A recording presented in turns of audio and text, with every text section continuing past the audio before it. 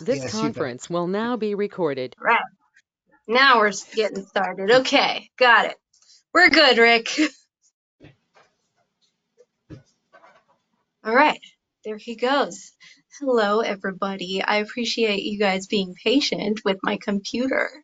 Um, nice to meet you guys if I haven't met you guys. And for a lot of you guys, it's been forever since I've been here. So good to see everyone. I guess we'll get started. We'll go around the room. I will, I guess, give my own brief introduction, and then I'll just go based off of who I see on my screen here. So again, my name is Hannah, and I teach the art classes here and art classes in other places as well. Yep, I teach Karen there, right, too. So I have been diagnosed with MS for going on 7 years now. It was 2017 for me. Relapsing, remitting, and I'm taking Ocrevus right now. I've been on Ocrevus for maybe 6 years. Yeah, I think I got on Ocrevus maybe like a year after I was diagnosed. And yeah, that's me. So I guess we'll go around the room, and if you need time to talk, let us know. I'll write your name down. We can come back to you, and we will give you the time that you need to say something. Okay, so just let us know. I guess we'll go with Jennifer. You're next on my list if you wanna go. I'm assuming you mean me. Or I Yeah. have no idea. Oh, there's two Jennifers. Yes, Hey. two of us. Yeah. Hi. Yes. Okay. Um, I, Yes. Yes. it's great to see you, Hannah. It's been forever. So, Yes. yes, and as many of you know, I'm Jennifer from Michigan. I'm living with secondary progressive MS. I was diagnosed in 1997, and yes, I would like time. Gotcha. All right, Frank. Hey, I'm Frank Austin. I'm from Plainville, Kansas. I was diagnosed uh, in 1997 after 15 years of them trying to figure out what was wrong with me. And there may be other things other than just the MS, but that's okay. Uh, I'm on absolutely nothing, and I don't need any time at all. Okay. All right. Thank you, Frank. Carmen, would you like to go next? Hi everyone, I'm Carmen from Canada, but I can't even say that just myself anymore. I think we have another Canadian here. So anyway, I have primary progressive MS. I was diagnosed in 2013 and I was on Ocrevus. I'm about to start on a new medication in a couple weeks. So yes, I would like a little bit of time, please. All right, Carmen. You Nice got to it. see everybody. Yeah. Louise? Hi, I'm Louise, and I'm from Cape Breton, Nova Scotia, in Canada. And I was diagnosed in 1991. I know I've been saying 96, but I did the math, and it's 91. And I'm taking baclofen, and I do want some time. And but just before we go on, I want you all to know that I've been watching the recorded sessions for the last 2 years, and I don't think I've missed one. So this is the second time I'm on, and I'm just so excited to be here. And I'm curious to know how John is doing in the motel. And Carmen, I'm so happy to meet you.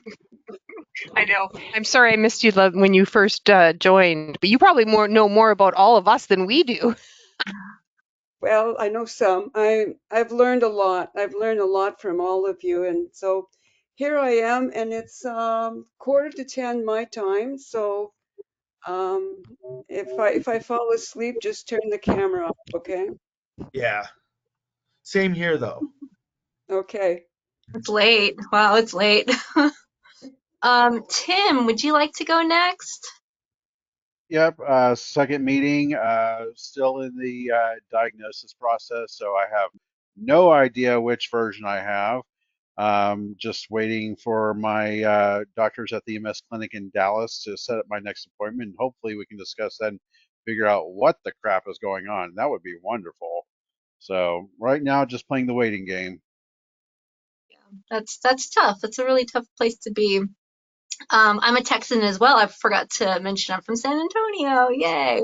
Okay. Um, yeah. I've been to Dallas many times because I have family up there. So Same here with San Antonio. I've got a lot of friends yeah, in San Antonio. very cool. All right, thank you, Tim. Jennifer Smith, would you like to go next? I'm Jennifer. I'm from Richmond, Indiana. Um, I have relapse remitting, and I was diagnosed in 2019. So that's my 5 years. April 4th was 5. And I'm on Aubagio. Gotcha. Would you like some time tonight, Jennifer? Yes. Okay, cool. Check mark right there. All right, John, would you like to go next? Yeah, I'm John. I'm from Michigan. I was diagnosed almost 9 years ago with relapsing remitting. I am currently on, I almost said Zoloft, which, I mean, why not? Um, but on Zeposia. And Hannah, nice to meet you as a mod, of course. And I will need some time tonight. A lot Okay, has happened, like lately. And of course, Louise needs an update about the hotel room. okay, yeah. All Okay. right. And Karen, would you like to go next? Okay, I'm Karen. Well, now I'm curious. What were you talking about when I came on and you went, "She's a star"? I'm in Oakland. Yeah, I haven't been here for quite some time. I was diagnosed, I guess, Jennifer Smith. We're twinsies in 2019, and with primary progressive. I'm not taking any DMT, and I'm in Oakland, California. I'm hot. It's hot today, but it won't be hot tomorrow, so it's okay. And yeah, I don't know how we're gonna have time for everybody because yeah, I wanted to have some time as well. Okay. Yeah, that's. Should I bring a timer on? No, I don't like to do that. It's okay. We'll let it happen organically, okay? And I know, John, you did mention that you want lots of time. Do you want to get started? Does anybody else want to really have something pressing and want to get going first? Cool. Otherwise, yeah, otherwise, John, it's all Okay. yours. Um, Good news, bad news, as I always come with. Good news, bad news.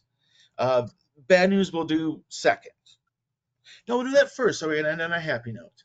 Um, those of you who've been here for a while, when I was first diagnosed, my grandma said that I would grow out of it. Do you remember that? Like I would grow out of MS? She's passed away now. So I get to go to Saginaw, where's my hometown in Michigan, to go to her funeral. And what's the first thing that you think of when you have to fucking travel? Everything. I mean, we're already staying in a hotel, so we're gonna go 2 hours east of here and stay in another hotel. So that's happening. We've been here for 24 days now. It's sucking more and more every day. They say that they'll be done, and we'll be moving it back in like a week from Thursday. We'll have it open for us, but like How that much means faith do going you back have in in there, that? just going back there to be able to sleep in our bed. But then they'll be there at like 8 o'clock in the morning to do the stuff. And I don't know if you know my lifestyle, but like 10's like my. So it feels like the stress is going to end here, but it's continue at home. And yes, if anyone is asking for a bag of bananas poop, just let me know. I've been saving it and I'm ready to ship it out. But honestly, it's going to be so nice when we get back in there. I went back today with Melissa. The deck is big enough for all of us. It's accessible. There's no lip where the ramp touches the concrete. Like there's no threshold. It's just you're going up it. So there are some good things coming, but I'm nervous about Grandma's funeral. You know, especially since I currently have my favorite three letters, UTI. UTI and Yeah. travel. Yeah. Yeah. So Yeah. I'm on my antibiotics, and I've already noticed some like strength coming back, enough that I did P or OT today. But still, UTIs suck, as we all know. And this is the first one, to be honest, to really sting. You know, sometimes I don't have much pain, and now it's like, just tear this thing off of me, like calf me, you know. But so that's going on. Is the same time Melissa and I are getting ready to travel. My mom. Oh my gosh, you guys know how about I complain about my mom, right? She has an accessible hotel room for me already waiting. And she said, well, at the Cool. funeral, like, we want grandma's like children-in-law there to bring up the Eucharist. That's Catholic Mass. And I couldn't imagine carrying something like, the body or blood of Jesus while going in my wheelchair. So my dad, my aunt are being taken down some things, and then my wife is going to push me down because she is an in-law of the family, you know. So I'm glad that my mom actually thought ahead and like came up with this plan. It's very delightful versus the way that I usually talk about my mom, which is like gritted teeth and gnashing of teeth. Um, but from sad, it's helped transition into like, okay, let's do this. And I'm going to sob. You guys know where my heart's on my shoulder. They're like right there, on my sleeve even, in my hand. Here's my heart. Um, Worst way to see family I haven't seen in a bunch of years, but it'd be good to see them. Dementia's a bitch.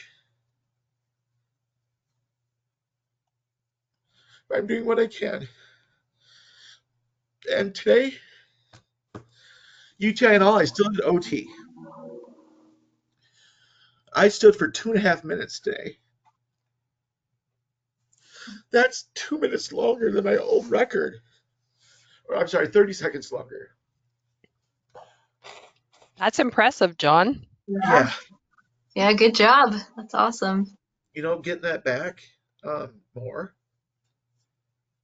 One thing that the hotel has helped me learn is how to do donuts in my chair because I don't even want to show you the space that I have to turn around in. The room's accessible. Of course, accessible means meeting the minimum. But we're Wow. we're we're surviving and not thriving. But if anyone doesn't know, I'm here with my wife and my two dogs. So all three of us, all four of us. But we do try to get home, see the house and everything. And it's honestly a wet room. That's be so great. A shower with two shower heads that are removable. I'll be like, spraying everything on. Uh, but it just goes to show like this is gonna make stuff easier, and I'm glad that I'm doing better in OT because those two things combined are gonna change my life there, right? Mm-hmm. Totally. We Yeah. have, Those 2.5 minutes are great. yeah, and that What was what like are what are you doing in OT? I'm curious. taking all the stuff that I learned in PT and turning it into functionality. So here's an example. I stand with like a bar in front of me, but I am standing, holding most of my weight, and I have to reach forward, take bean bags out of here, transfer, and put them into a basket. Reaching in to get the laundry, pulling it out, and putting it in the basket. A 5 pound weight, like a 5 pound dumbbell, pass it behind my back, grab it with the other, put it on. That's pulling my pants up right there. So it's learning the skills to be able to do more things. That's what I'm doing. Um, a lot of sit standing today. Yeah, just standing and doing stuff has been like nice. And I can actually see like, oh gosh, I'm going to be able to do this because of what you're doing and how accessible it's going to be. And like I got to pick out where I want my bars. I want one in front of me so I can pull myself up and do stuff. So it's looking good. Ready to be back in. Obviously I miss my tortoise. I haven't seen Banana Poop in like 4 weeks because she's still staying at home. I'm at the hotel. But Anna yeah. Poop. Love the name. Oh, no, no. Oh, at the beginning when people are like, oh, you're going to love it when it's done. I threatened them with poop for my tortoise Banana. Oh, that's Yeah, like, I'm just amazing. going to send this to you. And last time Jennifer even said, I know I'm going to get banana poop, but I don't care. And then she just said it. Yeah. My wife and I have a pet tortoise as well. That's hilarious. Yeah. Banana So Poop. the confidence that I get in OT gives me so much more confidence just to do the stuff that I need to get done. And also OT is my I'm a regular there. I know all the people that work there and a lot of people that come at the same time. So it's my social group sometimes too. Especially when a lady that I know uses a walker and then she walks in, sits down, and walks back to her appointment, and everyone's like, she uses a walker. And the big thing that I did today, unexpectedly, shocked the hell out of my OT. Melissa was stunned. So remember when you were a kid and you used to like kind of sit on one leg? I got up, I sat back down, I moved my leg up onto the table, and I was just sitting like we used to. Oh, It's been years since I there. sat next to my leg. So those Oh, achievements are going well. Um, OT is good. It's a great place to handle it. It's actually only people with neurologic issues. So like okay. one day my OT said, "You're the healthiest one in here," because everyone was in power chairs. Like, well, I guess I'm the most physically active one here because no one else is. Like, oh, you can take the most steps. Like, oh, okay. But we all tease each other and say stuff like that. So it's a good place. I like it. I So love that yeah, you have such a rapport with them too. yeah, yeah. Yeah, yeah. It Like, makes those kinds of visits so much easier, a little less nerve-wracking, at least for me. yeah. And while there today, I saw something very interesting. There was a little girl, I'd say like 7, using a power chair, getting fitted for a better one. And her family's Hispanic, and none of them spoke English. So one of the PTs was able to translate because he speaks fluent Spanish, and so he's able to make that even easier. And I think that interaction, making that easier, makes things so much easier. It's just a little Mhm. bit. They go a little bit further and beyond than just regular PT. Yeah, yeah. Sounds like a good place then. Yeah, it's Good good. place. Yeah. So that's all Well, for me. Sorry, go ahead, Hannah. no, I was just gonna say, it sounds like you have a lot of wins though. Like, I'm still Yeah, blown away by the fact that you caught yourself sitting a certain way in the office and yeah, nobody's expecting that. That's yeah. that's amazing. I was just sitting on the hard ass, bed that they put us on, and Yeah, I didn't even know I was going to do it, but I grabbed a sock and just pulled it up and over, and it worked. yeah. See, Yeah. that's amazing. It's In my hotel room, we have 3 grabbers. You know what I mean? We have a long one, we have a short one, and then we have this one, which seems bent, but oh yeah, is really good for pulling stuff around. yeah, yeah. It breaks in half. So three of these, 2 back Do you have scratchers. do you have That's any great. weakness in your hands? Oh yeah, yeah, yeah. Yeah, I mean, oh, Right so hand that's like weakness. the grab. That's why like they did the beanbag thing. No, that was just to increase balance while doing stuff, while having tasks. Oh, Yeah, no, I use the grabbers just because I can't reach down to the ground. There Do I you have go. them strategically placed, different spots? And if I can't get to one, I can wheel to one to get another one that I need, like Mm. task specific. So, all right, I'm taking Oh, up gotcha. enough time. Taking up enough time. Well, thank you, John. Thank That's you. amazing. And thanks, everyone. Um, who else would like to go next then? I know we've got a lot of people on the list, so I'm happy to call someone out unless you want to just go. Oh, Louise, gotcha. Go ahead. Um, One of the things that, well, first of all, I've had a long day and a very busy day, so my cognition is not at its best, and that's what I want to talk about. Um, Brain fog is something that I've been dealing with, feels like all my life, and it's been one of my most intense symptom. But recently, what I've noticed in this progression that I'm going through is that I'm having a hard time. Like at home, I'm fine with my gait, or because I know where the walls are. I don't fall. I come really close to falling, but I've been lucky that I've been able to grab on to things. But when I go out in public, like in the grocery store, or if I go to a coffee shop, I just my gait and my balance is so off. And I was listening to Jennifer.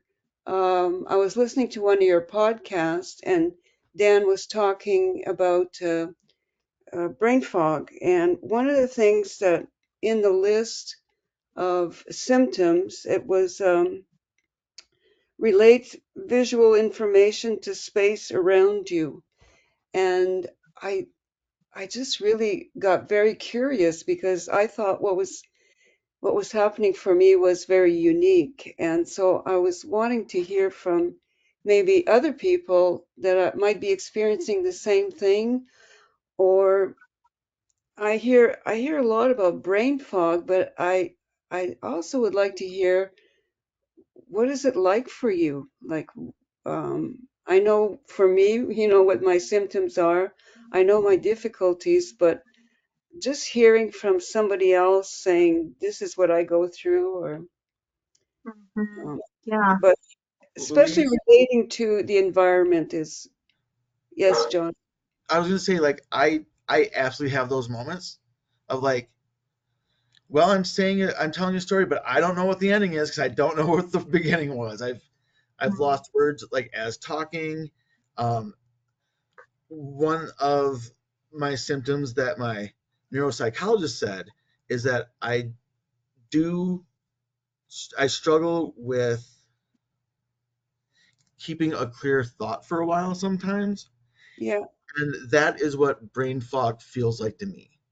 Like I can't quite grasp this, and yeah, usually I'm swearing at the top of my lungs, of course, trying to remember that the chicken wind arrow is known as a weather vane. You know, like you're describing things, and it's Oh, Hannah's like, yeah, I get it. yeah, So I yeah, get it.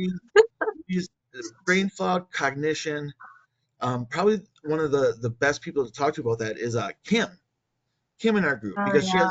she has yes, cog fog all the time, all the brain fog. yes. And I remember Yeah. her saying that she doesn't do emails, and for me it was like the light came on, and I thought, why am I doing emails? Because it's very difficult. So, and when Kim said that, this is where I wanted to hear more from people because what she said was so enlightening and it was so simple. So I just wanted to add that too. Yeah. Well, John, the way you were describing it sounds very familiar to me too, actually. Because it's like when I speak sometimes, or a lot of times, it's like I know where I should have gone, but the conversation went some other place. Because it's like my brain just blacked out as I was speaking. So it's not the same as like getting sidetracked and like away from the conversation. It's different. It's like my brain literally just goes blank, and yet there's Yeah, words coming out of my mouth, or I'm struggling to say something. Yeah, Yeah, something that happens very often is that word finding difficulty too. I end up Yeah. saying thing or thingy, or I ended up like pointing to different directions like all the time. And it's a little embarrassing sometimes depending on who I'm talking to, because like I don't want to say thingy all the time. So sometimes I'll take a few seconds too long to say something, but that's just because I don't want to say these basic words. But I Yeah. can't help it, because it's the only thing I can think of. And I feel like I used to be so much more well spoken than I feel now. And so it's just been frustrating to deal with, because you also have people that tell me that, oh, it's word finding. Oh, I experienced that. I used to Yeah. get that all the time. It drives me crazy because it is not the same thing. No. Yeah. You Yeah, look so, there's, and you look fine. I mean, who would know? It's Like, I so what guess happened, to them I'm right? I normal, mean, but yeah, but that's not my baseline. um, Louise, something Louise, that, sorry, Karen, go John, ahead. can I say something? Because, Yeah, yeah. it's, yeah. Louise, I want to say something about the brain fog, but also about the mobility, because I use a walker. And I mean, whenever I'm out at the grocery store and I see people hobbling around, I'm like, get a walker. That was a big hurdle to get over. So if I have a brain fog and I have a walker, I don't know, it's sort of a little, honey, you can't do that. So, so it's just sort of, oh, well, she's old and she does that.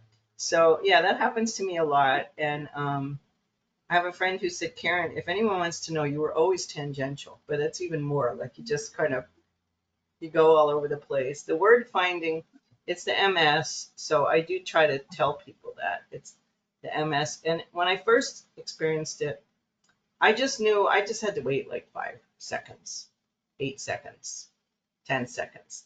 Now I don't even wait, because who knows? I can't remember my friend's name. That girl in the other room, the one who teaches the art class. What's her name?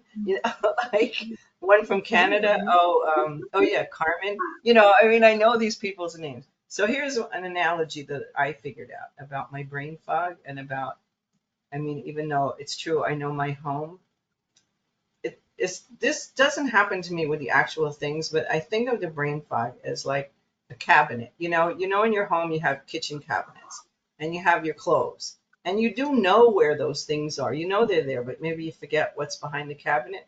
So it doesn't happen with those things, other than, oh, I thought I was looking for this, but it's somewhere else. But that's how I feel, like all the data, all the information, it's like it's behind some kind of closed cabinet, and I just I don't know I don't know how to get at it. That's Yeah, yeah, I, yeah, I was yeah, that makes wondering, sense. I was wondering if, um, like my experience is, um, when if I go into a store and there's a lot of stuff, and is that part of brain fog if all of a sudden my gait is off because my brain can't relate to my environment? Um, It how would sounds it, like it. I Sensory overload. Yeah, yeah, Sherry. I think that yeah, sounds a lot like sensory overload. I get something similar, not with gait, but with dizziness and fatigue, yeah, because I can't do shopping. Like I just can't shop for very long, because if there's too much stimulation, like people talking, people right, moving, but also my eyes move around too much to too many things. yeah, yeah, Um, I'll just become very dizzy and very fatigued just so suddenly. And so Yeah. then I'll have to sit down for a little bit. So yeah, I'm glad to hear I'm not the only one, actually. Because yeah, Louise, it sounds like you're like, yeah, you're nodding your head and yeah. It okay. feels good to hear other people, Yeah, just your experience, but what you're describing and what Sherry said about it's information overload. Hmm. yeah, yeah. It It affects happens. my walking, but it also, I mean, I can't talk, I can't make decisions. Um, Yeah, yeah. yeah, When and Frank, I saw when you had your it, head up, or you had your hand up, Frank. I saw that.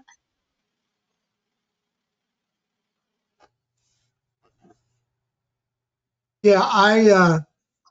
I think it's like I know something. I put it in a file somewhere in my filing cabinet in my head, and I Hmm. forgot where it was, and I Yeah, can't dig it out and can't find it. My instant recall is shot. yeah. Now give me a minute or two, and I'll figure it all out. But instant recall is an issue. I mean, when I pull up to and the reason I stopped driving was I would pull up to a stop sign, look left, look right, and not remember what I saw when I looked left. Oh God, Mm, That yeah, kind of, yeah. yeah, so that's that's that's my idea of brain fog. yeah. I can relate to that. And also, I don't know that I'm having brain fog until I start talking. Like when I'm, quiet by myself, Mm. I don't feel like I have brain fog. I feel fine. And then I Yeah. start talking and I'm in the middle of a sentence that I just want to stop, Yeah, but I I can't. know that feeling too. Yeah. Louise, one of the things that I do that is really difficult because it halts communication between my wife and I. I'll think a thought like halfway through, and then I'll say to Melissa, like, "You got that?" She'll be like, "You haven't said anything," because I say it in my head and think that she can hear in my head, and when I say it out loud, like it doesn't make sense because it's like a half of an idea. Yeah, yeah. So yeah, like it's just all forms of just man. We all used to be so sharp, didn't we? Yeah. That's what's You know, hard. There's a lot of people that I used to think, God, so and so so stupid. Like, or I would just like people would say, oh, I don't remember, and I'm like, what do you mean you don't remember? Who doesn't remember things? And then now that I'm one of those stupid people, I think it's harder because we weren't always like that. And sometimes I try to explain, well, look, I have MS, but I haven't tried it out in the world yet, but I decided just to say, I just can't handle a lot of I can't handle a lot of overload. I don't even have to explain it. Why? Because there's a lot of people who are like that. They're sensitive, highly sensitive people. That do you? But you don't. I mean, I waste a lot of time at home because I look for. Oh, that wasn't what I was looking for. I mean, you don't have that kind of fog. Oh, yes. Yeah. Yeah, yeah. You're like, I don't have a problem at home. I'm like, really? I find that hard to believe. No, no, I'm not saying that I'm fine at home, but it's just like in a The overwhelm. Oh, conversation, I have my own thoughts and they sound quite fine to me, but when I start talking, it's not always good. But thank Louise. you. Mm. Yeah. I want to say, Louise, back in the day, in my old life, if you will, I was a high school teacher. All Oh, right, yeah. That's and right. Yeah. I could sit in the class full of kids talking about all different things and know exactly what's going on in their conversation. Is it going to start a fight at lunchtime? Does this kid need homeless services? All that going on, and now I think about sitting in a classroom full of teenagers. No, it's going to make me forget everything because of too much stimulation. Yeah. Yes. You know, it just I just know that it would drive me into a way where I didn't know what to do for myself. Yeah. You know, so I think we all hear you, Louise. Yeah. None of us are the same, but so much of us have like same ballpark. Yeah. Very similar experiences. Very. Well, Oh, Luis, thank is there you. anything else? Yeah. Yeah. No, thank you very much. That's very helpful. It's good to hear from others that Good. in a crazy way I'm normal. Yeah. Thank Yeah. you. Isn't it nice to know though? Like you are. We're all normal in some way. So thank you. Yeah, that normal thing is Hannah came to the Bay Area with another person from the group, and we went out to dinner, and it was really fun, but it was like we're pretending we're normal. It felt Yeah. normal. I think you even said that. Yeah. It was like, oh, it was fun. It was like, and I Yeah. feel normal because we didn't have to explain anything. Uh-huh. We didn't have to explain anything to each other. We just knew. I want to take a moment to say hello to Sherry and Jeanette and Mike. I saw you guys come in, but of course we were talking. Do any of you guys need some time tonight? If there's any luck, Thank I might. you. Okay, maybe Sherry. Okay. Um, Alrighty I, then. I, I was not asked if I needed any time. Oh, I'm so sorry, Tim. Do you need some time? Just a little bit, yeah. Okay. Well, who'd like to go next? Do you want to go next, Tim? Sure. I guess my main thing is I just kind of like this past weekend I had a really tough time, mainly with my level of energy.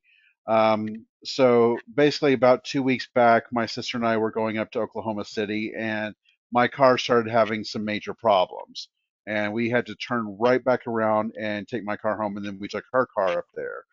I really couldn't do anything with trying to troubleshoot my car or pay for anything because honestly, at this point, I'm pretty much broke all the time. And so finally, this past weekend on Saturday, I decided to go ahead and troubleshoot my car. And I did that for probably about 3 hours.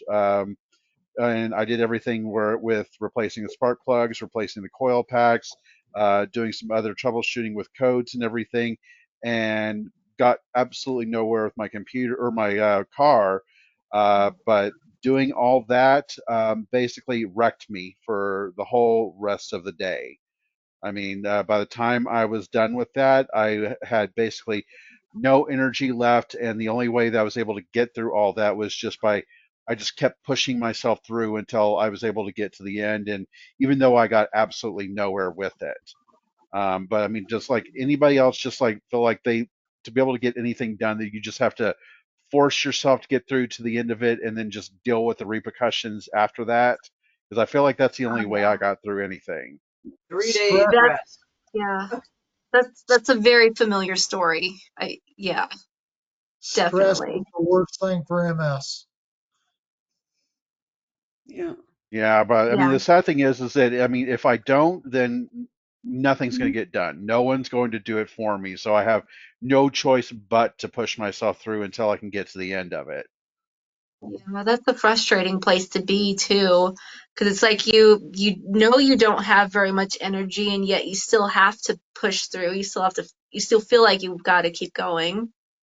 Um, But you there are want days when want to when give up. I when I push myself too hard, unknowingly as well. I don't know if you've done that, Tim, but then I'm left for like an entire day or 2 days trying to recover from the things that I had to do, or just the things that the energy that I unknowingly used up. Yeah, So by the time Sunday hit, I was talking to some friends, and I just flat out told them, I'm doing absolutely nothing today. I am laying in bed. I'm going to be as lazy as I can possibly be. I don't care if anyone thinks negatively of me. I'm just going to sit here and I'm going to watch TV. And the most strenuous thing I'm going to do is I'm going to get a shower, and that's it. That's pretty good. I That's don't yeah, good. think good on I you to would. set those boundaries too. That's tough. Like I know, Tim, I know that 2 days after PT or OT, I'm devastated. Two like next day, fine. Next like day after, I'm donezo. So I'm like sitting on the couch watching, TV and not doing anything. So yeah, it's weird that it happens that way. And thinking that hard, like paying attention to something you're doing for that long, that's exhausting. Yeah. I used to come home just tired from being in the classroom. Well, what'd you do today? I, I was in front of kids for that long. I had to focus on them. So like, I understand. Like when you're focusing on something, it makes you even more tired, in my opinion. Tim, were you in the heat too? Oh, unfortunately, yes. We had Mhm. a near 100-degree day. Uh, I mean, thankfully there's a big tree over my driveway, but I think just the whole because I've already also have a really bad back, and so having to bend over the engine so I can access the where all the spark plugs and the coil packs are. I think that also did not help at all. So I think all that combined together was just a perfect storm, unfortunately. Yeah, that sounds right. well, it sounds like you need to learn to be a little kinder to yourself, but it's still new for you. And they haven't even given you a Yeah. diagnosis. So then you got that level of stress of like, Right. got this thing going on. And I know for me, it's just sometimes because I want to do that, because I want to do that thing. I mean, I'm guessing maybe you didn't really want to fix the car, but you want to. You want to do those things that you used to do. Right. And also, it's a matter of necessity because at this point, without my car, I literally have no freedom. And at this point, I still have no freedom because I still can't get my car going. Yeah.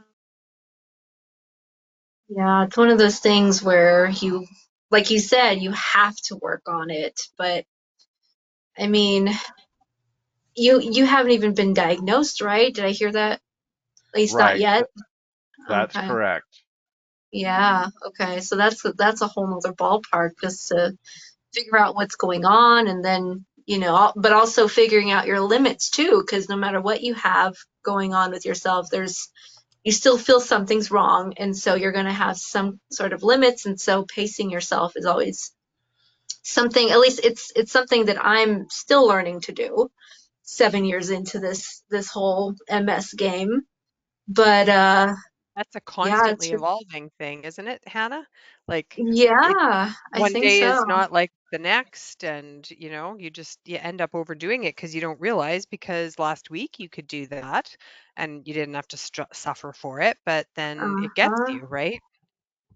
Yeah, that's exactly it. And sometimes I just don't even want to not do what I want to do, and I feel like I'm being reckless, if I just decide, you know what, I've been cooped up too much. I'm gonna take that hike in this heat. I'll suffer the consequences tomorrow. And Um, you just don't yeah, wanna. I just posted in the chat a link to the spoon theory, which if you don't know about it, it's worth a click and a read. It's a different way to mentally think about your energy. Like in the before times, man, showering only took up one spoon, like one piece of energy. Now showering is like six or seven. And that transition is the hardest part for me, like not doing anymore. So, Mhm. Tim, I hope you get it fixed because Uh, not having a car sucks. You are so limited in where you can go, it's aggravating. So, I I've hear dealt you, with Tim. my share of car troubles too, so I know how frustrating that can be on its own. Never mind MS. Yeah, it definitely is really hard because I've been dealing with a lot of also of my mental health, and so losing my last bit of freedom really is just a kick in the pants at this point. And so it's like I have to deal with that, then I have to deal with the MS and what that does to my mobility and everything. So it's just like I hate to ask this, but it's like, what next? Or what else am I going to be robbed of at this point? Yeah, Yeah, yeah, that's a thing that I think most of us think daily. At least I know I yeah, will. yeah. It's a But very yeah, valid question. but then also if you think about Frank and Jennifer, there's like I've been doing this since 1997. I say, yeah, we've lost stuff, but I don't know. I don't know what I'm saying. Like, yeah, I think a lot of us just think about what's going to happen tomorrow. We're Yeah. all thinking that. Well, Yeah, I think what you're saying too, John, is we've lost a lot, but we've also gained a lot. yeah, Just look at the community we're surrounded with now. And Well, Tim, I think that's one really, thing though, yeah, I think one thing that we've all gained though is empathy. I think yeah, that's Well, a yeah, recurring theme. yes. oh my God, was I an idiot not knowing that accessible was not always accessible? I see everything, and then you feel bad for the people that aren't as mobile as you. Yeah. So And the that's idea of ableism too, like that didn't always cross my mind, before MS. And Here I am thinking about the way people talk to each other and just wishing people were a little nicer. I just wish Yeah, for that in general, yeah, in even general. outside of ableism. Tim, can I ask you something? I tuned in. I made notes. I tuned in like I guess the first time you came, and there was a couple of other new people. Uh-huh. And my friend watches the. She always watches the recording. She goes, "Why weren't you there? There were all these new people, and they had all these questions, and Karen, you know the answers to them."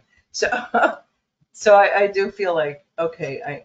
But I just want to ask because I remember that you said that you only had one band that like they refused to diagnose you. It's like, and so this is really new for you, right? Yeah, New-ish. it's really new, and they're really hesitant to go ahead and give me the diagnosis just because I do have the single band, and also the fact that the neurologist at the EMS clinic said that my distribution of my lesions is a bit out of the ordinary. So because of those two different things, they're kind of hesitant to give me a diagnosis, even though what I'm presented with, everything is very definite MS related. I have where my outer extremities are getting numb. Like at night, my feet are completely dead to the world. And then getting up to go to the bathroom in the middle of the night when your feet don't want to work, that's lots of fun.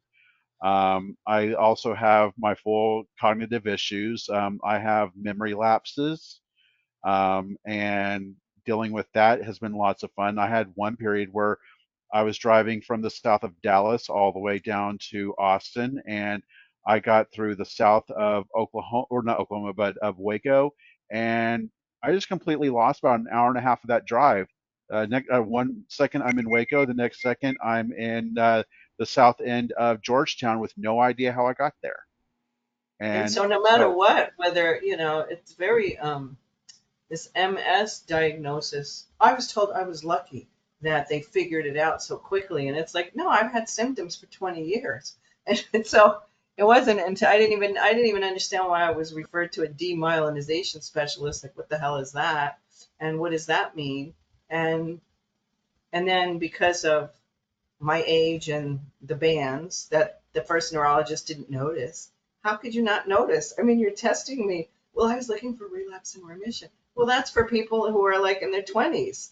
I fit the total profile of primary progressive. So it's the MS neurologist. She did say that it's like political, or the drug companies, because she's saying, this primary progressive, now it's called non-relapsing multiple sclerosis. Like, all these labels are just something that the drug companies manipulate, because no matter what you're saying, you're impaired, and you don't yeah. even have, and I don't think you would come here if you didn't feel like you fit in. But I'll tell you something. The nurse, the MS neurologist, had a nurse, and I couldn't really believe her the first few months. It's like, you're new in this. I couldn't believe her, because you're like, how much am I going to lose? Oh my God. And she said, Karen, it's always hardest in the beginning. And it was like, that can't just be true. But it's true, and I have lost so much, but it's true. It's just, you don't have anyone to tell you this, so I'll tell you this. It's just really so hard in the beginning. It's so baffling. It's so frightening. It's just, I don't It's so even hard feel it. all the time, Karen. Say that I again? mean, it's hard all the time. It's It's hard hard in all the the time. beginning, it's hard in the middle, it's hard what we're all going through. It's hard, but the beginning part was the most, I mean, you were a lot younger, so I don't, but for me, it was just this, and I just want to make another comment that might help you, because it's helped me to see if at the center they have a social worker, because it sounds like you need that support, and it's hard I to I ask have my for. I have an appointment tomorrow, Tim. I see a therapist weekly, and So we do talk I. about, like, one of the things that we talk about is, well, woke up this morning, first thought in my mind was MS. But a That's social the worker, thing. a social worker is a different, you're saying, I don't have the funds. I don't even know what to do with myself. I don't know what to do about this. So I'm just suggesting to see if Oh, you can find one. that just brought something up in my head. Let me just say this really quickly. Rick and I talked at the last meeting about putting together a bunch of information when people say like, "Oh, I don't know where to get this from," and putting that together as an accessible archive. So that Oh, thought's been talked up and brought about because we think it would be an amazing thing to put together for the site. I remember that he had told me that I had to tell Kim or Hannah. So there's Hannah. But yeah, it's something we're going to look into. So Tim, again, like if you don't know where this is, it will just be a listing of very helpful links. yeah, Yeah. resources. Yeah, that's a great idea. Yeah, I like that. I did have another question and see if this is really anything else that anyone else goes through. Um, does anyone ever feel like maybe they are gaslighting themselves? Like they're thinking in their head that, oh, this is just all in my head. I don't really have anything going on. This is I'm just making this up, and this is I'm just being stupid about it. Because I mean, Mm, I feel Um, like that all the time, except the only thing that kind of pushes me back from the edge of that is I actually have the verified MRIs that show the lesions on my brain. So that's the only thing from protecting me from going down that rabbit hole too far. But yet yeah. I still think about that all the time. Am I just making this up? Am I doing all of this just to make myself look more pathetic to others? That sort of thing. I know for those were. me, I'm sorry. Go ahead, Hannah. oh, you're good, you're good. I know that for me, in the beginning, I would always tell myself, "Oh, it's you're crazy, Hannah.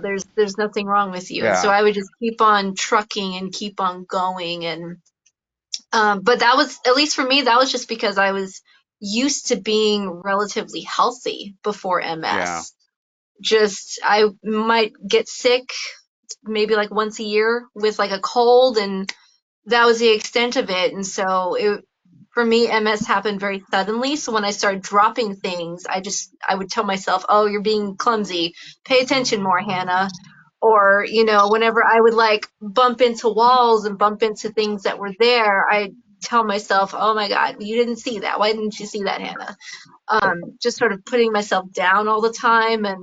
But then as things kept piling up again and again, more and more, um, that, at least for me, that was an epiphany.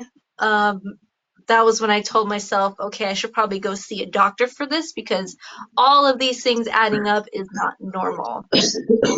And hmm so it was like the MRI and the visit with the neurologist. That was all the proof that I needed to tell myself that um, it's okay to be easy on myself, because I have this stuff going on medically and it needs to be addressed. right. Because I So, mean, right now, I honestly, to be perfectly honest, I do feel a little uneasy being in these groups at this point because this is also new to me, and still I have that thing in the back of my head of you're just making this up. You don't need to be in anything like mm, that. You're wasting everyone's time. That sort of thing. yeah, yeah. So you You have know, the MRI with the lesions, right? You said. Yeah, they verified through MRIs that I've got lesions quite a bit through the left side of my brain. Tim, you're You, new. Welcome a, in. I wish I a had a lot group of like this when I was diagnosed. that is grief, like the um, anger, the just the stages of grief. yeah, Mm, yeah. yeah, And that's a really and good every point. time and we're always in those kind of stages, because when we lose something that we're not used to not having, then that is grief. Yeah, Yeah, yeah, it's a There's great just point. losses on top of losses, like compounding Mhm. losses.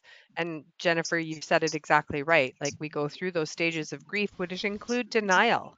And Yeah. lots of times, I can remember just thinking, yeah, like, okay, that you're just over exaggerating how you felt yesterday. That isn't how you really felt. But no, that was how I felt. I actually felt worse than I Mhm. actually So, And Carmen, Yeah, we don't know we're in denial when we're in denial. mhm. We're just not aware of it. Yeah. Yeah. yeah. Great point Yeah. too. Yeah. Mike, did you want to say something? No, Okay. Maybe I'm going through the maybe same he's going thing to be everyone else. named. He's waiting to be named. Okay. But Tim, I just want to say I only heard you at that meeting, like the first one you went to, and I'm grateful that you're here because I had to move stuff out of the way for a wheelchair, and I had to get rid of books which I didn't care about, but I kept books that I care about, and you're in my head. Well, I'm like, okay, so they're in crates. Why would I even keep these books? I can't read anymore. I can't focus. I can't concentrate. I can't turn the pages. I listen to audiobooks. Unlike you, I don't mind. I'm auditory, so I like audiobooks. But you could say, "Oh, you're a faker and you don't really belong here." Well, you're in my head. I'm staring at that pile. I'm like, I got to get rid of those books. They're not in my. I had to get rid of two big boxes full of books. And that about killed me to have to do that. I mean, the night before I took it to the booksellers, I literally sat there and looked at all the books that I cherished and spent so much money on and would love to be able to read again. And yeah, it wasn't going to happen. Broke my heart when I heard that, but it's helping me to go, yeah, you don't need those books. Hey, So hey you Tim. definitely belong here, and even if you Mhm. did, but you could tell yourself whatever you want, but we can feel you, we can hear Yeah. you. Hey Tim. I Yeah. made the switch to Kindle against my greater hopes and wishes, but then a friend of me said, "Is it the story in the book or the paper in the book?" I said, "Well, it's both because the paper has the smell. Now they have candles that smell like it." Yes, the smell. But just think about this, Tim. If you get like an e-reader, you have access to all of the books, Well, like so every of here's the the book. thing. Yeah. I did have a little bit of a victory. So basically, after a long while, I got so sick and tired of not being able to read that I'm like, you know what? I'm gonna at least try. And so I think my problem with reading has been a mixture of the lesion on the back of my brain and also anxiety. I think I built up a lot of anxiety around it, and I've realized that if I take my anxiety med and relax a little bit, I was actually able to finally complete a couple books. Oh, that's great. Yay. That's great. And I'll tell you right now, after I finished that first book, I put it down, and it was on my e-reader. And when I put it down, I literally just started bawling because it was the first time Yes. I've been able to complete a book in 3 years. Yep. Amazing. Um, I'm putting a link to a website that has a font, and this font is designed to help people that are dyslexic. I am not dyslexic, but the way that the letters look, it's so much easier to read. Like there's no hard like edges or anything like that. Um, and I found that really helped me read. And Yeah, I I've don't want to read about that. yeah, okay. Okay. Yeah, I've read about that, and there's another one that they made that apparently is so new that basically it's not completely out yet. And what it does is it changes the size of the font for like each letter, and it does it in like vowel groupings. So like if it was like there was a word that had like EA, it would make the EA higher than the consonants next to it. And it was adaptive based upon the words that is on the page. And I would love to find that because I think that would be fantastic, but I can't find it anywhere and ability to load it onto an e-reader. Mm. Well, John, maybe that's something you can look for on your list of resources. Yeah. The, Um, I know we still have a lot of people to get to, so I'd like to Yeah. open the floor to anybody else who'd like to jump in. Jennifer Smith, do you maybe want to go? Yep, Yeah, go I'm ahead. sorry. I'm dealing with the dog here. Okay, I'm dealing with him. Ah, He wants Levins. aw, Okay, so I wrote everything down. So because like cognitive, I forget a lot of things. But last year I was supposed to have a spine surgery, or more of a neck surgery. It's because they found I have cervical myelopathy. So I have to get the anterior cervical discectomy fusion. Sounds amazing, I know. Yeah. But of course I had to cancel it because I had the my dog is just not happening today. He's He's a little pupper. he's driving me nuts. But it was I was supposed to get it last year, but I had to cancel it because of the cervix endocarcinoma. So yeah, things just loves to pile up all the time. So yeah, I'm not I'm struggling. I'm on a struggle bus here, but that's okay. Um, let's There's see. that brain fog. Yeah, I know. I wrote it all yeah. down, and I even put brain fog on here because I wanted to say, um, overheating does a lot of it. Oh, yeah. Um, especially when you're shopping, you get really hot, and I know that I just want to get out of there as quick as I can. Um, I also wanted to say stuff about my work is getting harder and harder.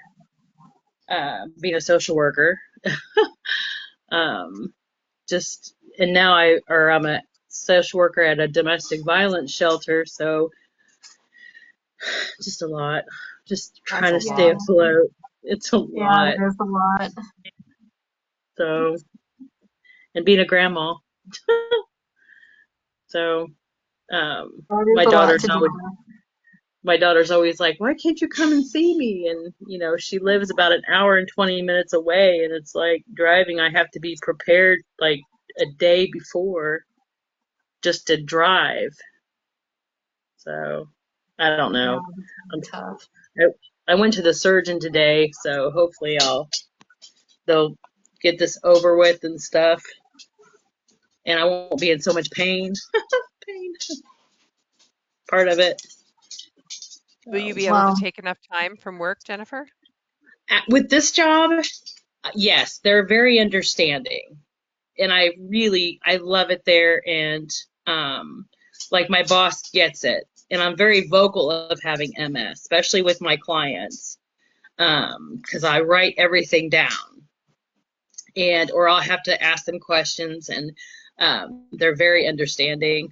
I love my clients, um, but it's really hard to keep up with everything because, unfortunately, the lady that I work with, she has lupus and she has stage 3 cancer. So we're like, Ooh.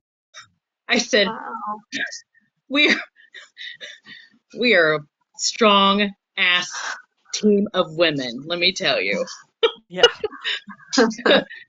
So when she starts uh, her chemo this in the next few weeks. So we're just trying to keep each other going. Um, it's nice to be here. I've been forgetting a lot to come to these meetings. I really love them, but Nice to um, see you. and I know partner from Canada, I love you, Oh, Jennifer. but it's okay.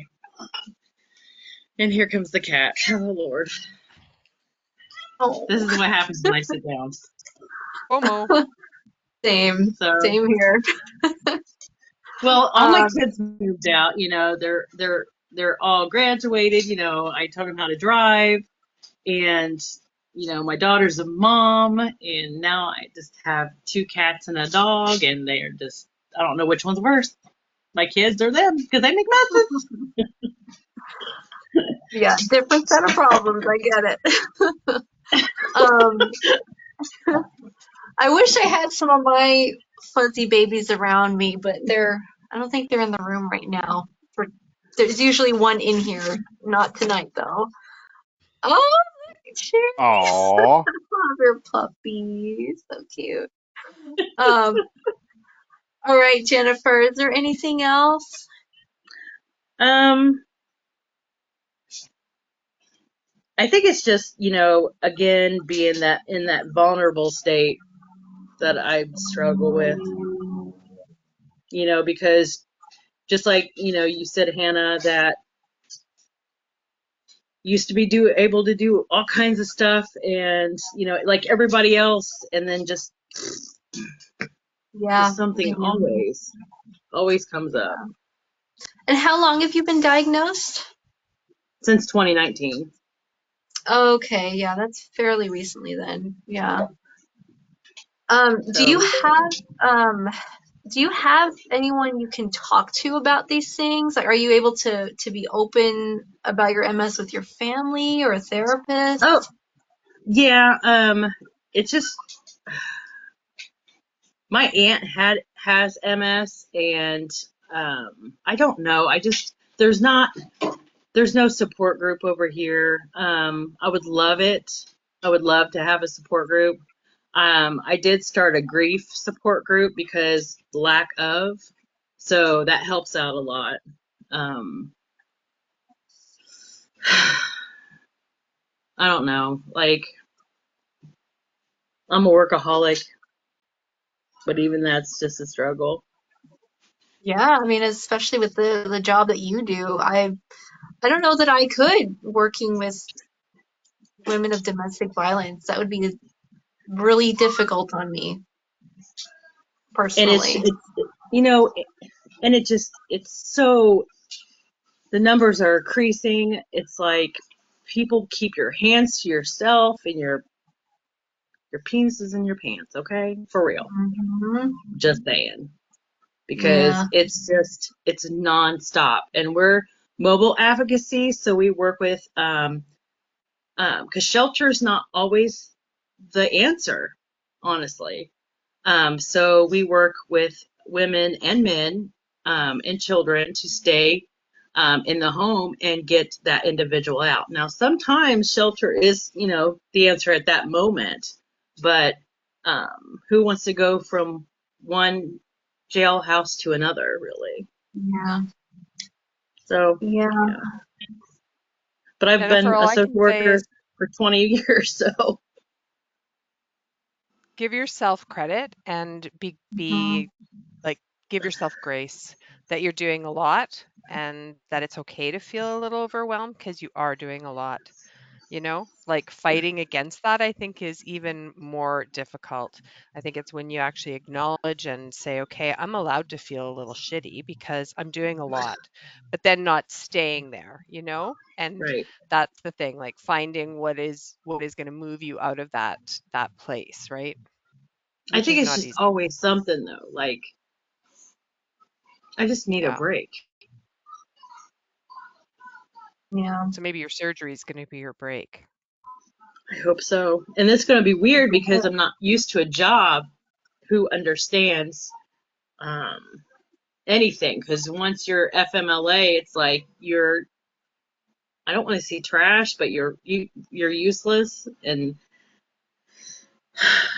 not with this job though, because like our boss is really understanding.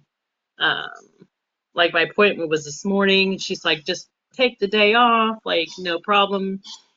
I know you'll make up those hours. And it was like, what? Because I don't What's know, a lot of fun. FMLA? Family Medical Leave Act. Oh, okay. So usually with jobs, it helps you keep your job Hmm. kind of safe. But Yeah. they will. I've had jobs that will um, really push me out, write me up for. I've never been written up in these years until like the one of the jobs that I did, um, because I just, and it was COVID. Like working in the drug addiction world is not easy. So, it was much. I don't know. It's just always something. I just need a break. And you're right. It's being able to take it. Yeah.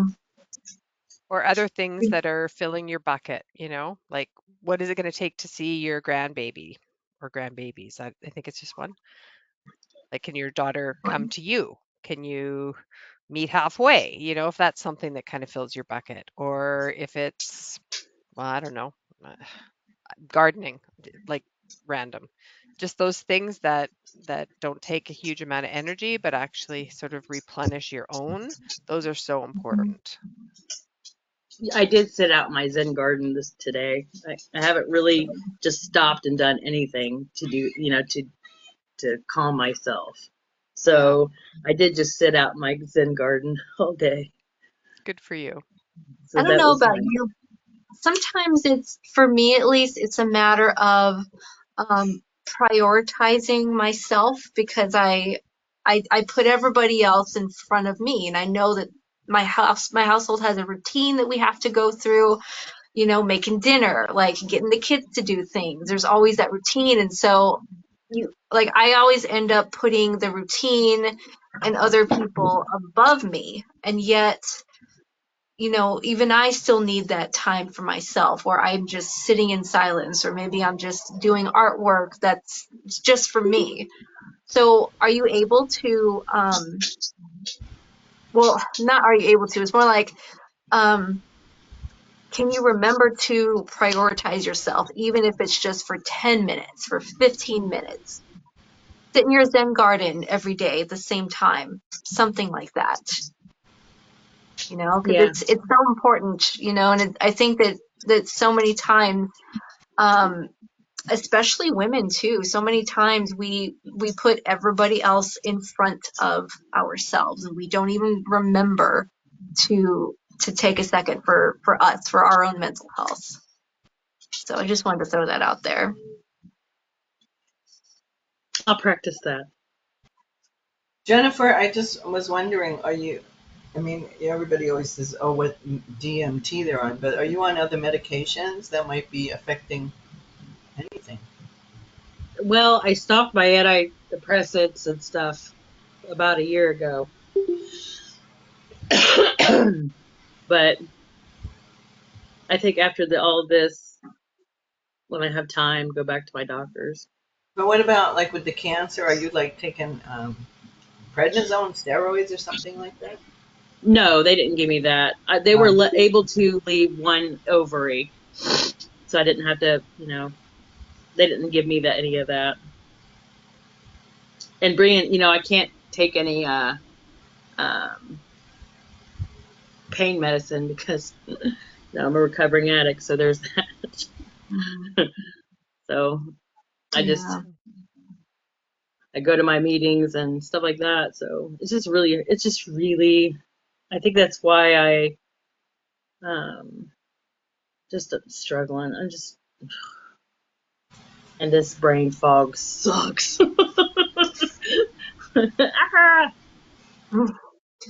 Glad you could make it to the meeting today, though. I mean, I just kind of spill it all out because yeah, it's been yeah, inside for a minute. Because good. nobody else understands. We get it. Yeah. I want to see if Can we I can jump in with squeeze something in. that might make people smile? I know it's getting late and people are going to have to leave soon, so I'm just going to jump in and this will hopefully make you smile. This is me on, is it focused? I can't tell. barely. Uh, don't Oh, there. see it. Your fancy That's walking. me coming out of my lift van. It's on my lift Ooh. in the middle of a parking lot. My husband just grabbed this picture, but anyway, sorry, it's not that great. Wait, is that your lift or is it just a lift someplace else? No, no, no, no, no, no. This is the fancy fancy dancy reconfigured Sprinter van with a commercial grade lift at the back, Oh, connectors for two Ooh, wheelchairs, a flip down bench seat, a swivel passenger seat that I can get into. It's like stacked. yay. fancy. Oh, Wow. yeah. My husband had a Sprinter van that he used for his work, and he had it like all outfitted with shelves and built in everything because he's a gas fitter and a uh, hot water heating. Anyway, that all got removed, Oh. and he redid it into our handicap vehicle because I'm now driving back and forth to Vancouver, which is 4.5, 5 hours away, and I'll have to go every 3 months. So anyway, we outfit this van, and it is just such a pleasure now that I can actually get out because I'm not driving to get out. I was just going in our SUV. I'd have to use an electric chair just to get out there on a bad day. On a good day, I could use my rollator, but there were a lot of bad days. And when it's hot, it's usually a bad day.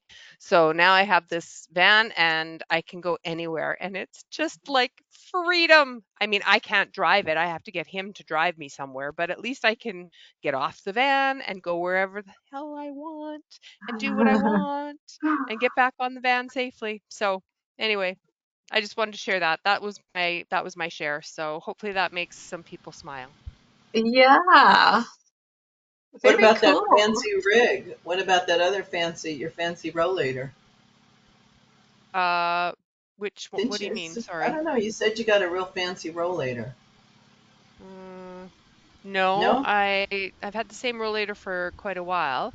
I'm looking at a fancy new wheelchair though. I'm going to look at it in a couple days. It's one that's got the rise and the tilt and everything because I'm just preparing for the future because I'm accepting where I'm going. Like I know where I'm going.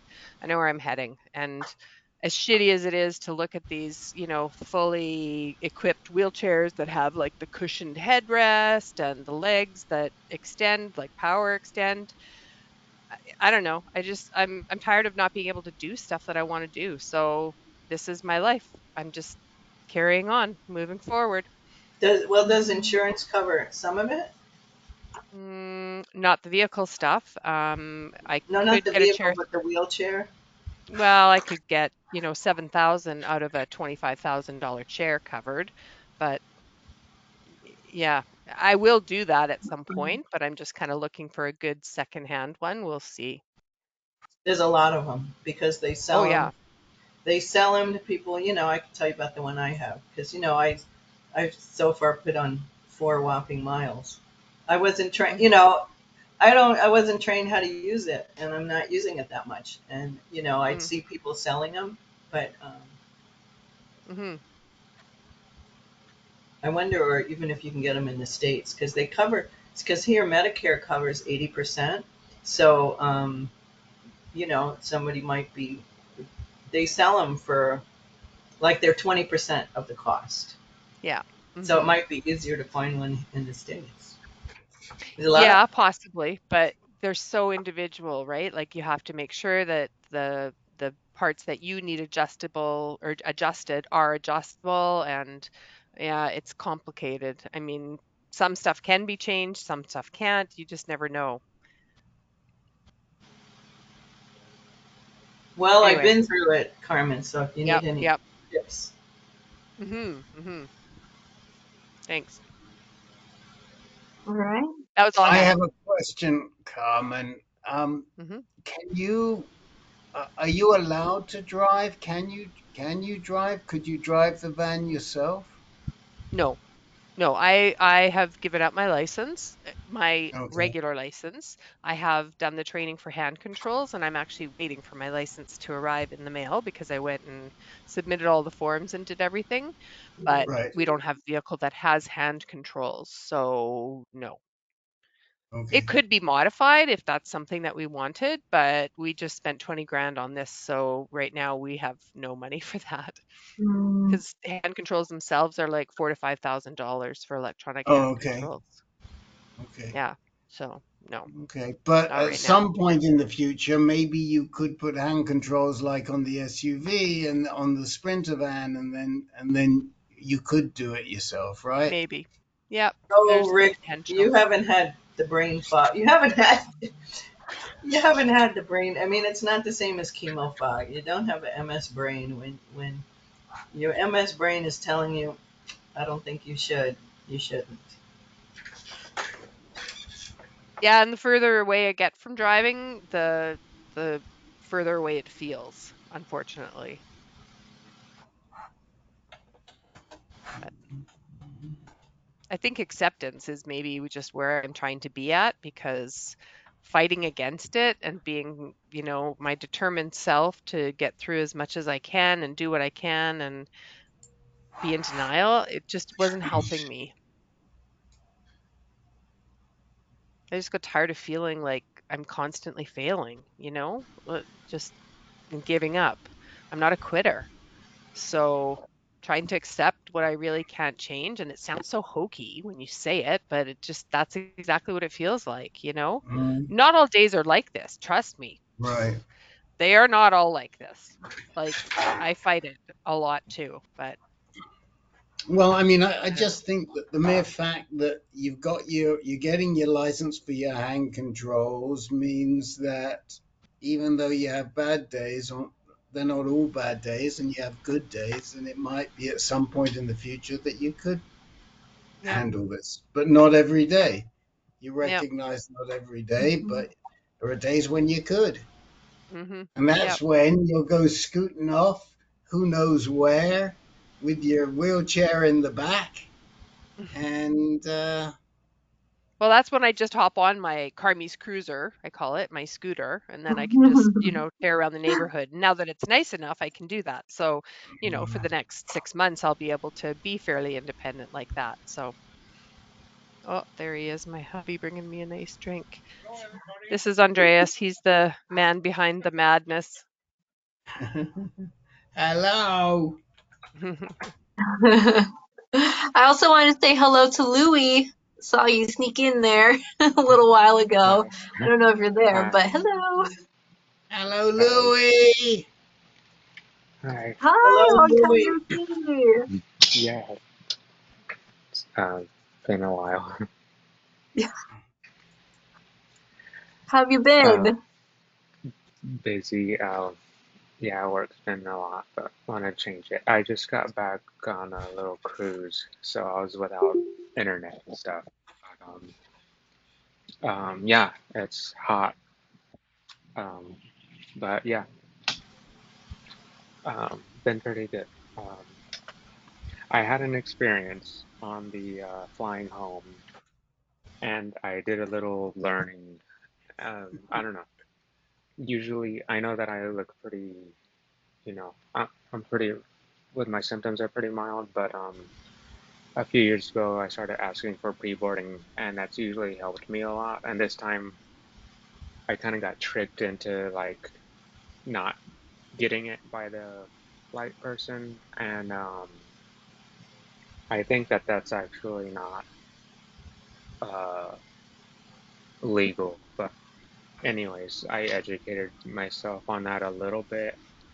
And I think that as long as you declare that you have a disability, that they're supposed to provide you with pre-boarding, um, Yeah. regardless of how you look. So that's something I kind of learned. Um, but yeah, that's kind of been my uh, last few days. Where'd you go cruising? I would like to uh, say real quick, as somebody who has traveled a lot with a disabled person, you need to report that to the Department of Transportation. Your civil rights were violated, mm, and they need to be made aware of that. The airline will get fined. mm, The problem is that this happens too often. In mm, fact, Brian and I told Rick about this.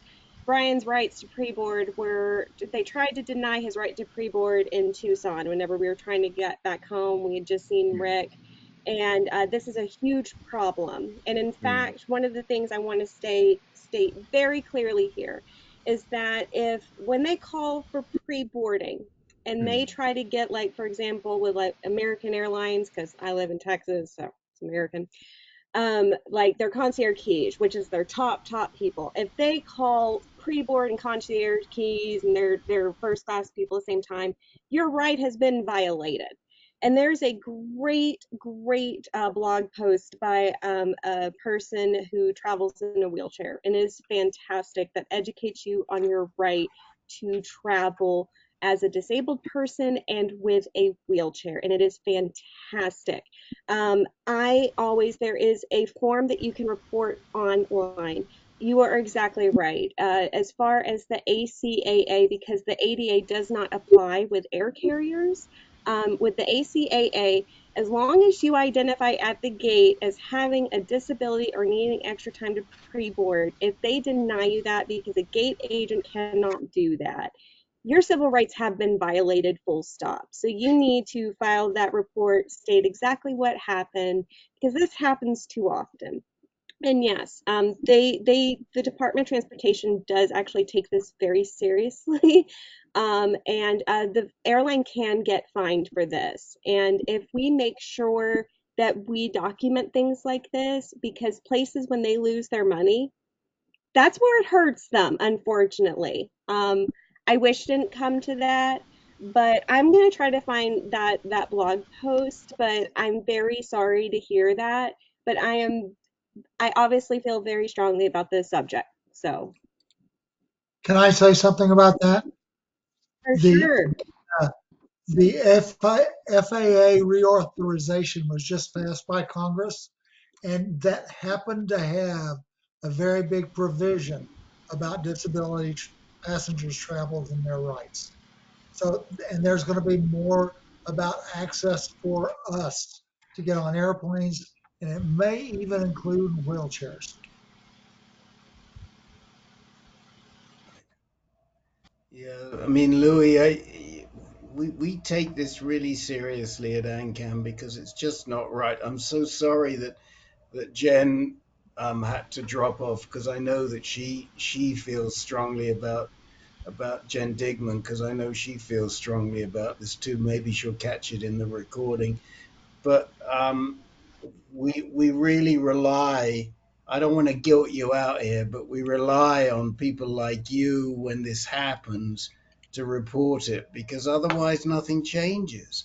And it's just so wrong that just Hmm. because they can't see. I mean, I just saw something that came out from MS Social Health Network today about invisible diseases. And yeah, we know that MS is a significant invisible disease. We know it, and you, um, just because the people at the desk don't see it doesn't mean that you're not disabled. And it's just wrong. It's just wrong. I'm so sorry it happened to you, and it makes a difference. Did they It makes actually a stop you? difference. Did they pull you to? Did they pull you to one side, Louis? Well, so it was with Southwest, and you have to get it printed on your boarding pass. So I went to check my bags, and I was telling her, I asked for pre-boarding, and and she used the wording like she used wording I hadn't heard, and she said, "Oh, well, do you need extra time?" And it's like, well, yeah, of course, that's one of the reasons I request pre-boarding for extra time with like, that's what I was like thinking in my head. And I said, but I kind of felt like validated. I said, yeah, I need help with my bags, and she said, okay, well, I can give you extra time, but it's not pre-boarding. And she said um, something like, but it boards after your boarding group, which you already have, so it's not going to help you that much. So you may as well just board with the group you already have.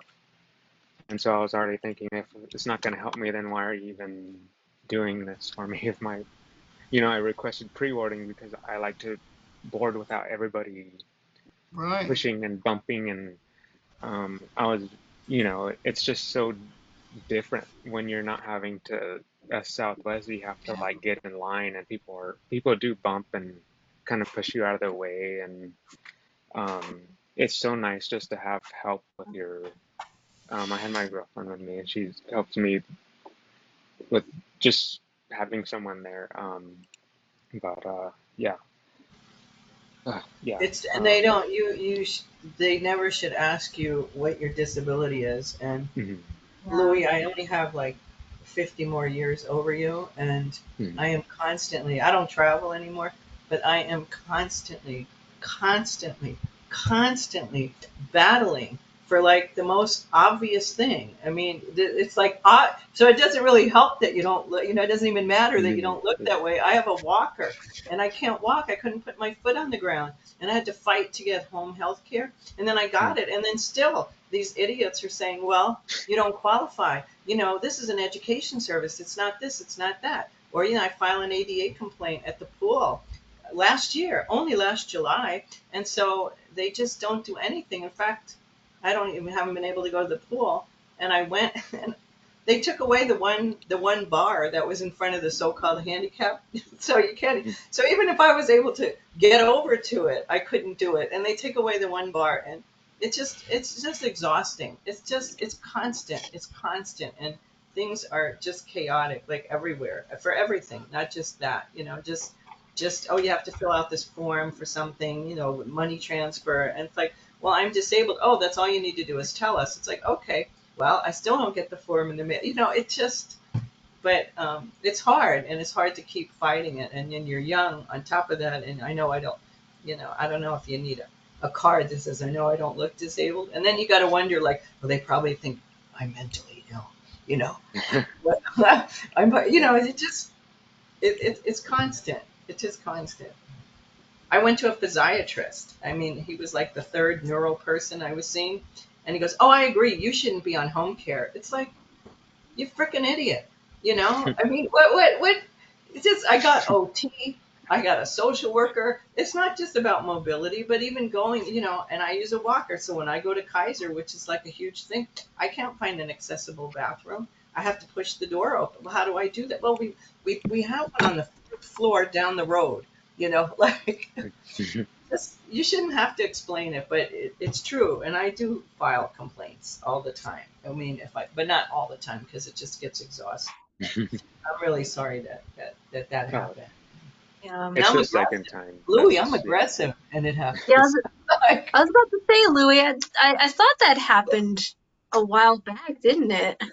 Yeah, my first trip, like my first Yeah. time, it was my anniversary of my diagnosis when I was like, I'm gonna do something, and I did. I was pre-boarding again, and that time, um, I asked for help with like getting my case in the overhead bin, and one of the ladies, the one of the flight attendants looked at me and she said, "Well, I can help you, but I'm not.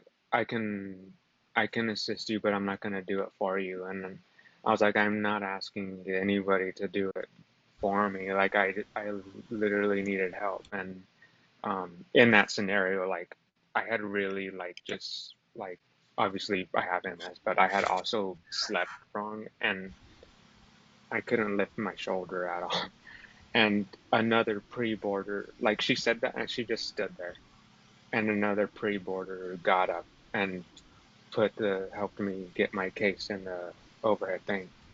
And I asked another flight attendant, I was like, what's, when we were exiting, I said, what's her name? I said, because I'm filing a complaint, and she wouldn't give me her name. I said, so I really got upset on that flight, and I was like, what's going to happen when I am not able to do anything and I'm flying by myself? Like, who's gonna do that for me if y'all can't, you know? And she said, oh, well, something about that they would get it figured out, but I don't, you know.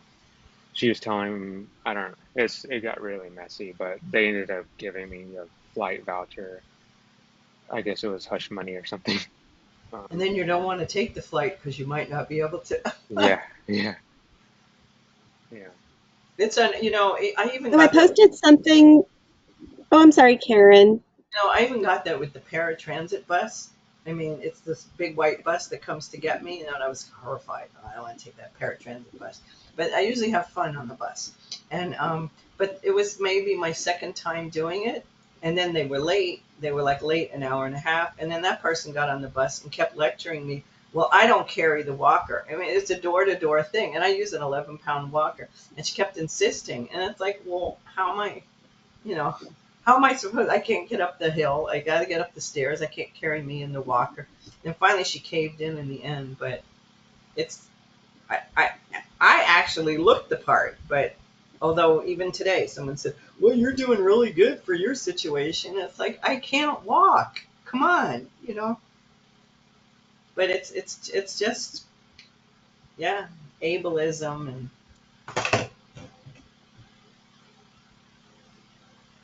I do like I Louis, what I flying. posted in the chat. Oh, I'm so sorry.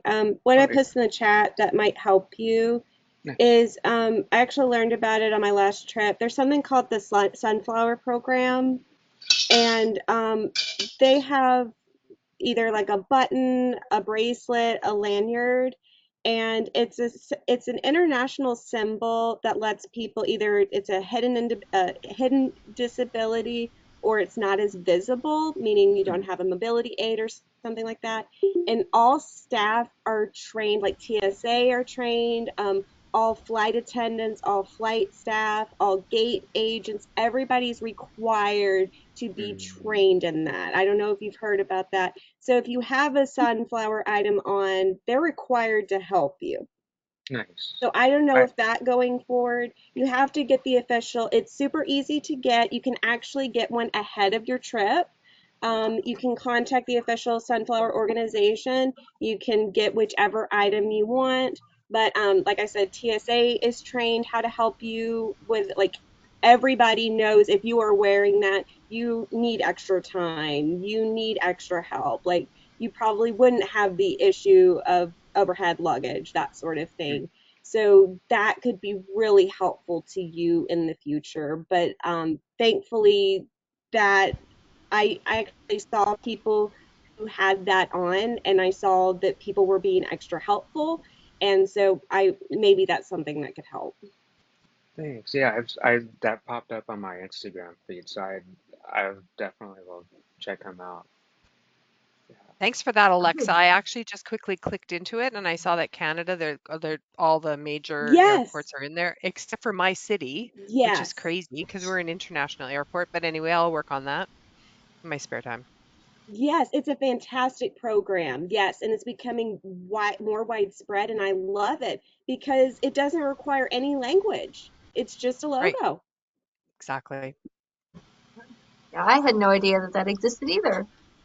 Yeah, I didn't either. yeah, yeah, Hannah, it's a are you great going to get info. free boarding now? Get your sunflowers. Yeah, I want that now. And being from Kansas, that's really works.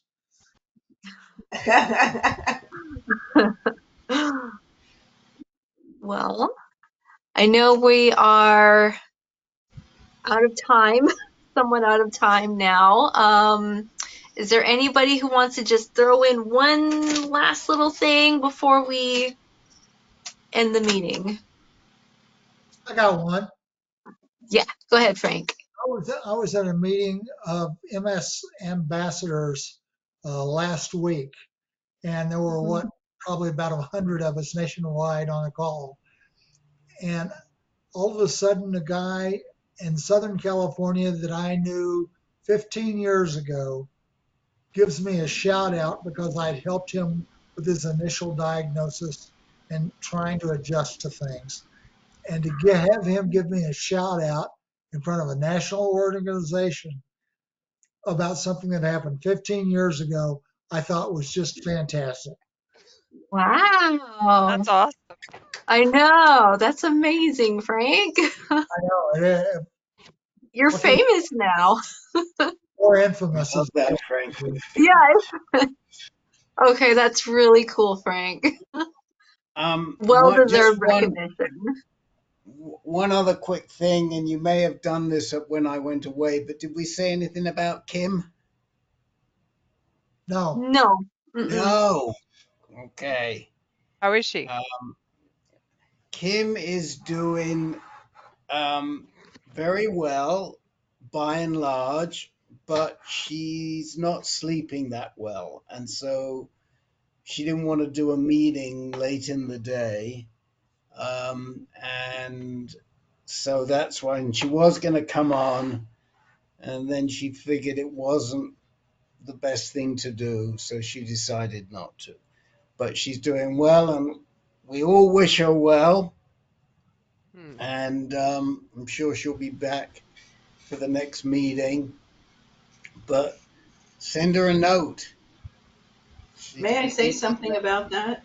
The not sleeping well. I'm hearing that from a lot of people, and I have. I talked to the neurologist. No, actually the PA of the neurologist, and I said something about my sleep because it's been going on for a while, and I kept thinking, well, it's not about sleep hygiene. But as soon as I said something about sleeping, and she just popped this right out of her mouth. She said, "Yeah, you have circadian rhythm disorder. That apparently it's a thing and it's common." I mean, it just felt so like, oh yeah, I have circadian rhythm disorder. Just when you hear this thing, that something's going on with you and there's a name for it and a word for it, it's like, oh, thank you, because it just can make you crazy. But I wonder if in the other groups, Rick, there's such a thing. Maybe there could be a. well, I mean, there is, and we talk about it, but with Kim, what we're talking about is post surgery because she's having issues sleeping from her back because she had significant back surgery. They finished up fusing. I've got to see if I can remember. Was it L? They fused an extra one. It might have been L1 through a L3. Ouch. They thought she needed And two, they but then added they had to do. L5. Oh, they had. Thank you. Okay, whatever it is, they added one. So, and she was in the hospital for about 4 or 5 days. I think she had the surgery on the Tuesday, and she came out on the Friday, if I remember correctly. So I've just been checking in with her, but it's Kim at AnCan.org.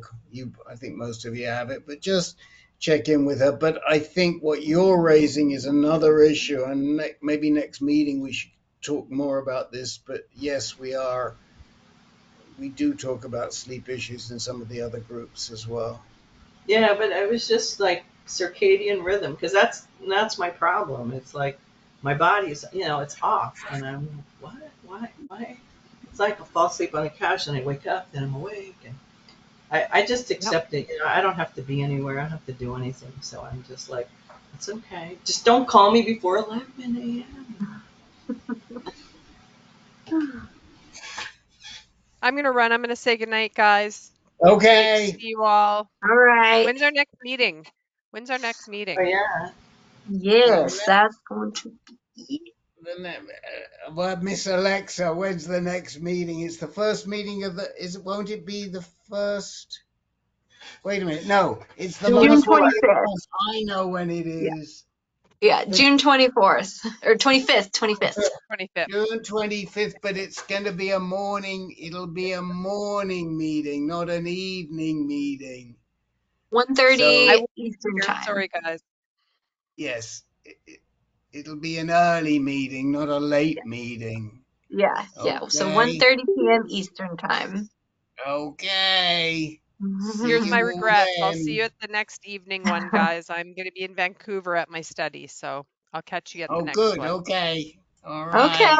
All right. Well, good seeing everyone. Goodbye, Did you stop Take care, everybody. recording? everybody. Bye. Bye.